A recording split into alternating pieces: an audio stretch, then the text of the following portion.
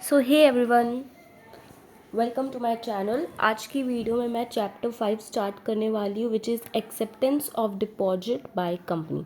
तो ये मैं अपने हैंड रिटन नोट्स से पढ़ाऊँगी एंड मेरे हैंड रिटन नोट्स में 100% कवरेज है। राइट, आप लोग बुक ना पढ़ो एंड सिर्फ मेरे हैंड रिटन नोट्स भी पढ़ लोगे तो दैट्स इनफ, क्योंकि मैं इसमें सारा कॉन्सेप्ट सब कुछ कवर की हूँ। So it is 100%। ठीक है, तो चलो लेट्स गेट स्टार्टेड।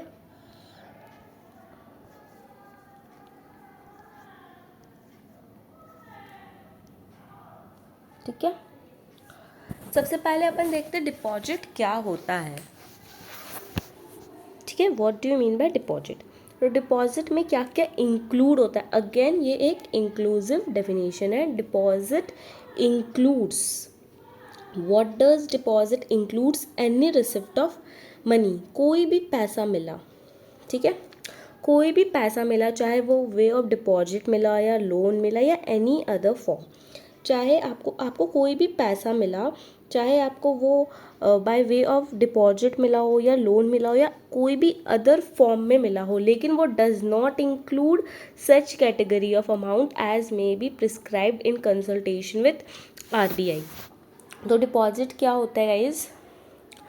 डिपॉजिट मतलब कोई भी पैसा जो आपको मिला हो, एज अ डिपॉजिट मिला हो, एज अ लोन मिला हो या एज अ एनी फॉर्म मिला हो, लेकिन ना डिपॉजिट में वो सारा अमाउंट नहीं आएगा जो आरबीआई से कंसल्ट करके प्रिस्क्राइब किया गया हो। ठीक है, तो क्या क्या वो अमाउंट है, वो अमाउंट का लिस्ट काफ़ी बड़ा है, मैं आपको दिखाती हूँ। देखो, एक यहाँ से लेके पूरा यहाँ तक है एंड ये भी है एंड ये है।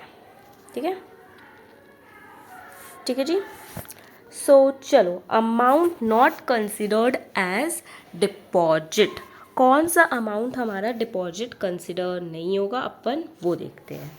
Any amount received from CG, SG और एनी अदर सोर्स जिसका रीपेमेंट का गारंटी सीजी या एसजी ने दिया है, या फिर लोकल अथॉरिटी से कोई पैसा मिला हो, या फिर एनी स्टैट्यूटरी अथॉरिटी, जैसे कि कोई एक्ट ऑफ पार्लियामेंट में स्टेट लेजिस्लेचर हुआ। मतलब कोई भी अमाउंट आपको रिसीव हुआ सीजी से या फिर एसजी से, या ऐसा मनी जिसका रीपेमेंट का गारंटी सीजी या एसजी ने लिया है, लोकल अथॉरिटी से कोई पैसा आपको रिसीव, या कोई भी स्टैट्यूटरी अथॉरिटी से अगर आपको कोई पैसा रिसीव हुआ हो, तो वो वाला अमाउंट आप लोग डिपॉजिट कंसिडर नहीं करोगे। ठीक है, ठीक है। उसके बाद any amount received from foreign government. कोई भी अमाउंट आपको फॉरेन गवर्नमेंट से मिला हो, वो भी आप डिपॉजिट कंसिडर नहीं करोगे। कोई भी अमाउंट फॉरेन या इंटरनेशनल बैंक से मिला हो, फॉरेन बैंक से मिला हो आपको, आप वो अमाउंट भी जो है डिपॉजिट कंसिडर नहीं करोगे। मल्टीलेटरल फॉरेन इन्वेस्टमेंट, ठीक है, फॉरेन इन्वेस्टमेंट से लाइक आपको कोई भी इनकम हुआ तो वो आप लोग डिपॉजिट कंसिडर नहीं करोगे। फॉरेन बॉडी कॉर्पोरेट से अगर आपको कोई पैसा रिसीव हुआ तो वो भी आप लोग डिपॉजिट कंसिडर नहीं करोगे। फॉरेन सिटीजन से आपको कोई पैसा मिला हो तो वो भी आप डिपॉजिट कंसिडर नहीं करोगे। फॉरेन अथॉरिटी और पर्सन रेसिडेंट आउटसाइड इंडिया से भी अगर आपको कोई पैसा मिला है तो you will not consider that amount as deposit. ठीक है, उसके बाद कोई भी अमाउंट जो आपको एज अ लोन या फैसिलिटी, एज अ लोन, ध्यान दो, या एज अ लोन या फिर एज अ फैसिलिटी मिला हो किसी बैंकिंग कंपनी से, एसबीआई से, नोटिफाइड बैंकिंग इंस्टीट्यूशन से, या corresponding new bank, any cooperative bank, ये सब से भी अगर आपको कोई भी अमाउंट एज अ लोन या एज अ फैसिलिटी मिला है तो वो भी आप एज अ डिपॉजिट कंसिडर नहीं करोगे। ठीक है, उसके बाद any amount received as loan. कोई भी अमाउंट आपको एज अ लोन या फाइनेंशियल असिस्टेंस यानी कि फाइनेंशियल हेल्प के रूप में अगर आपको मिला है पब्लिक फाइनेंशियल इंस्टीट्यूशन से, या फिर कोई रीजनल फाइनेंशियल इंस्टीट्यूशन से, या फिर इंश्योरेंस कंपनी से, या फिर स्केड्यूल बैंक से। ठीक है, अगर आपको कोई भी पैसा मिला हो एज अ लोन या as a financial assistance, so you will not consider that amount as deposit. यहाँ पे दिस इज फॉरेन इंस्टीट्यूशन, ठीक है, दिस इज फॉरेन इंस्टीट्यूशन। उसके बाद एनी अमाउंट जो कि आपका इशू हुआ है कमर्शियल पेपर से, ठीक है। Commercial paper is a type of instrument जो मतलब पैसा में कन्वर्ट हो सकता है, ठीक है। Issue of commercial paper on any other instrument in accordance with RBI का रूल्स या फिर आरबीआई का नोटिफिकेशन के अकॉर्डेंस में अगर आपको कोई पैसा रिसीव हुआ है कमर्शियल पेपर के थ्रू, कमर्शियल पेपर इशू है, तो आप लोग वो उसका जो अमाउंट है उसको भी डिपॉजिट कंसिडर नहीं करोगे फ्रॉम एनी अदर कंपनी। अगर एक कंपनी लेट से ए लिमिटेड को पैसा मिला है बी लिमिटेड से, तो जो ए लिमिटेड है वो ये वाला पैसा जो बी लिमिटेड से उसको मिला है उसको वो ये डिपॉजिट कंसिडर नहीं करेगा।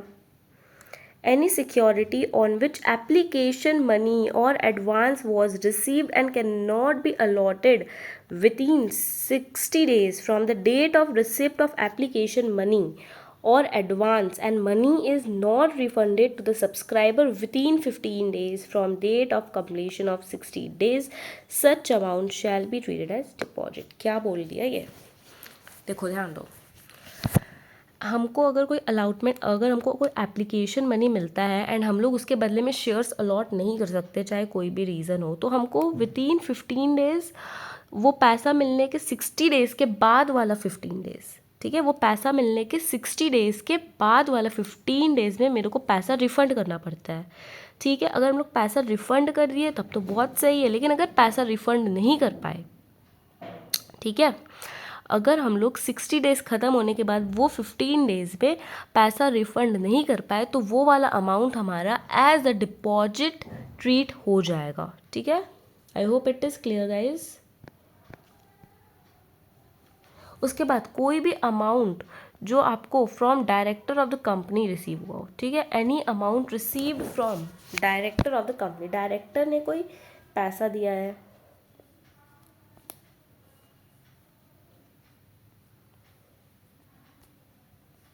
या फिर रिलेटिव ऑफ डायरेक्टर ने कोई पैसा दिया है, ठीक है, डायरेक्टर ने कोई पैसा दिया है या फिर रिलेटिव ऑफ डायरेक्टर ने कोई पैसा दिया है, तो वो वाला अमाउंट भी अपन डिपॉजिट कंसिडर नहीं करेंगे। उसके बाद amount raise by issue of bonds और debentures secured by first charge as a charge ranking pari passu with first charge. देखो ये जो amount not considered as deposit है ना गाइस, उसमें से बहुत सारा केस बेस्ड क्वेश्चन आता है, ठीक है, केस बेस्ड क्वेश्चन आता है, case study type of question आता है बहुत सारा, मतलब एग्ज़ाम में तो बहुत सारा नहीं आएगा बट बहुत बार आया हुआ है case based type of question. तो मैं अपना सिलेबस कंप्लीट करवाने के बाद मैं क्वेश्चन प्रैक्टिस भी करवाऊंगी, डोंट यू वरी गाइस। आपका मॉडल का भी क्वेश्चन कराऊंगी and extra question RTP MTP वाले भी करवाऊंगी मैं, ठीक है। तो बहुत क्वेश्चन आता है case base amount not considered as deposit में, ठीक है। कोई भी बॉन्ड या डिबेंचर्स से अगर आपको कंपलसरी कन्वर्टेबल इनटू शेयर्स है विद इन 10 ईयर्स तो वो भी आप डिपॉजिट कंसिडर नहीं करोगे। अगर आपका कोई बॉन्ड्स या फिर आपका कोई डिबेंचर्स जो है वो शेयर्स में कन्वर्ट होगा आफ्टर 10 ईयर्स, तो दैट जो आपको बॉन्ड से या डिबेंचर्स से पैसा मिला है वो अमाउंट भी आप डिपॉजिट कंसिडर नहीं करोगे, ठीक है। Any amount raised by issue of non-convertible debentures not constituting charge but listed on stock exchange। Okay, non convertible debenture अगर आपका स्टॉक एक्सचेंज में लिस्टेड है तो फिर आपका ये डिपॉजिट कंसिडर नहीं होगा, ठीक है। कोई भी अमाउंट जो आपको एम्प्लॉय से मिला है लेकिन वो जो एम्प्लॉय का एनुअल सैलरी है उससे एक्सीड नहीं होना चाहिए, ठीक है। Any amount received from an employee of the company not exceeding his annual salary under a contract of employment with company in nature of non-interest bearing security। मतलब employ से अगर आपको कोई पैसा मिला तो कोई दिक्कत नहीं है, उसको डिपॉजिट कंसिडर नहीं करेंगे अगर वो एनुअल, वो जो एम्प्लॉय का एनुअल सैलरी है ना उतना तक ही है, एनुअल सैलरी से ज़्यादा नहीं होना चाहिए, एनुअल सैलरी तक होना चाहिए, तब हम लोग एम्प्लॉय से मिला हुआ पैसा को हम लोग डिपॉजिट कंसिडर नहीं करेंगे, ठीक है। Next, any non interest bearing amount received and held in trust. Trust में कोई अमाउंट आपका है नॉन इंटरेस्ट बियरिंग वाला, वो वाला भी आपका जो है डिपॉजिट कंसिडर नहीं होगा। नेक्स्ट, इसमें ये वाला पॉइंट में ना एक अलग से क्वेश्चन आता है, ये वाला पॉइंट में एक अलग से क्वेश्चन आता है, ठीक है, ध्यान दीजिएगा।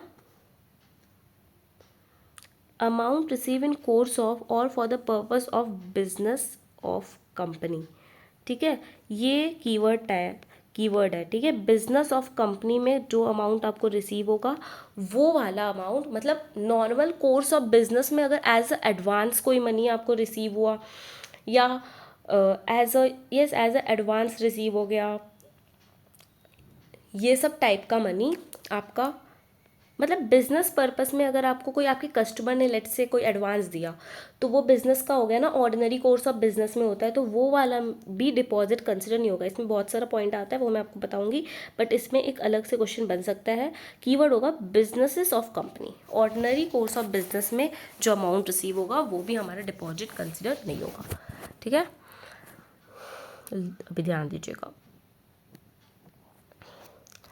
As an advance from supply of goods or provision of service, such advance is appropriated against supply of goods or provision of service within 365 days from the date of acceptance of such advance.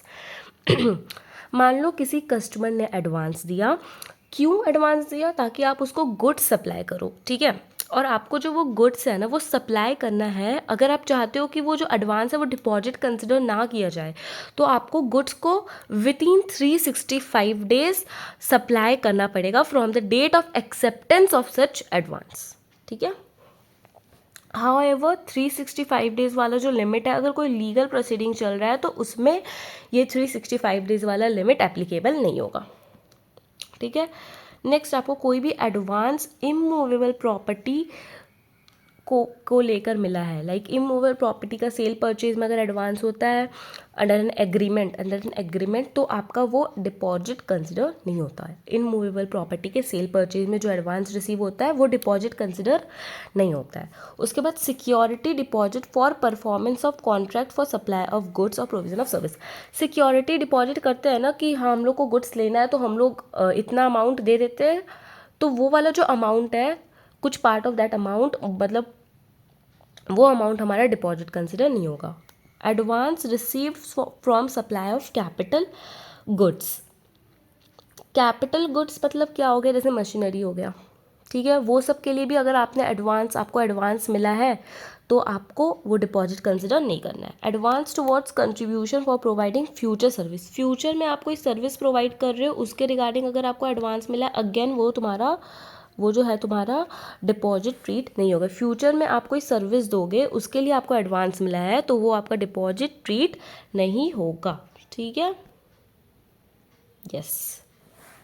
As an advance received and as allot by any sectorial regulator in accordance with CG and SG, तो वो amount भी आपका deposit rate नहीं होगा। अगर CG SG के हिसाब से आपको कोई पैसा मिला है एज ए सेक्टोरियल रेगुलेटर, कोई सेक्टर को आप रेगुलेट कर रहे हो, उससे अगर आपको पैसा एडवांस में मिला है तो अगेन वो भी आपका जो है डिपॉजिट रेट नहीं होगा।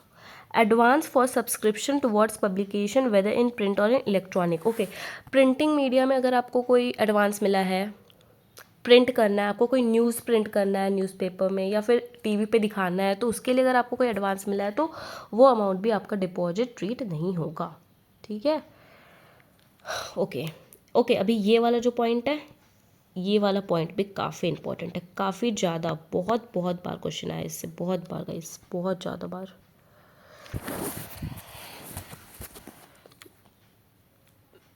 बहुत इंपॉर्टेंट है ये भी, ठीक है। सो प्रमोटर ने अगर कोई पैसा लाया है कंपनी में, ठीक है, कंपनी के प्रमोटर ने अगर कंपनी को कोई पैसा दिया है अंडर दिस कंडीशन, ठीक है, प्रमोटर ने कंपनी को पैसा दिया, क्यों दिया पैसा, क्योंकि जो लेंडिंग इंस्टीट्यूशन था ना जिससे कंपनी को पैसा लेना था, लेट से कोई बैंक से कंपनी को पैसा लेना था, वो बैंक ने बोला कि अगर कंपनी को प्रमोटर पैसा देगा तो ही मैं इसे पैसा दूंगा, अदरवाइज मैं इसे पैसा नहीं दूंगा। इसीलिए प्रमोटर लेके आया है कंपनी में पैसा, ताकि लेंडिंग इंस्टीट्यूशन कंपनी को पैसा दे सके, ठीक है, दे। ये लेंडिंग इंस्टीट्यूशन का कंडीशन था कि प्रमोटर पैसा लाएगा तो ही मैं पैसा दूंगा, अदरवाइज मैं पैसा नहीं दूंगा, ठीक है। Loan is provided by promoter themselves और बाय देयर रिलेटिव और बोथ। वो जो लोन है